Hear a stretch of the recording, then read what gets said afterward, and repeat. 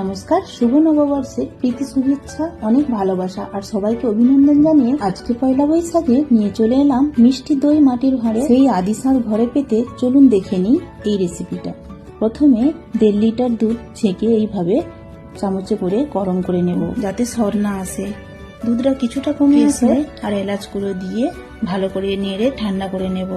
আর ওদিকে একটি frying pan গরম হয়ে আসলে 2 কাপ চিনি দিয়ে ক্যারামেল বানিয়ে অল্প জল দিয়ে তারপর অল্প অল্প দুধ দিয়ে ক্যারামেল পুরো দুধের সাথে ভালো করে মিক্স করে নেব। অন্যদিকে একটি বলে 3 থেকে 4 চামচ মিষ্টি দই ভালো করে ফেটিয়ে দুধের সাথে মিক্স করে একটি মাটির হাঁড়ি শুকনো কাপড় দিয়ে ভালো করে মুছে পরিষ্কার করে ভেতরে ভালো করে দই মাখিয়ে হাঁড়ির মধ্যে দুধ ঢেলে ওভারনাইট গরম জায়গায় রেখে 2 ঘন্টা ফ্রিজে রেখে 2 ঘন্টা পর ফ্রিজ থেকে বের করে ওপর দিয়ে কুচানো পেস্তা বাদাম দিয়ে এই গরমে ঠান্ডা হাঁড়ির দই পরিবেশন করুন। খেতে দারুণ লাগবে। আপনারা বাড়িতে বানাবেন আর কমেন্ট করে জানাতে ভুলবেন না। ভিডিওটি যদি ভালো লেগে থাকে লাইক, কমেন্ট, শেয়ার করে ফলো দিয়ে পাশে থাকবেন। ধন্যবাদ।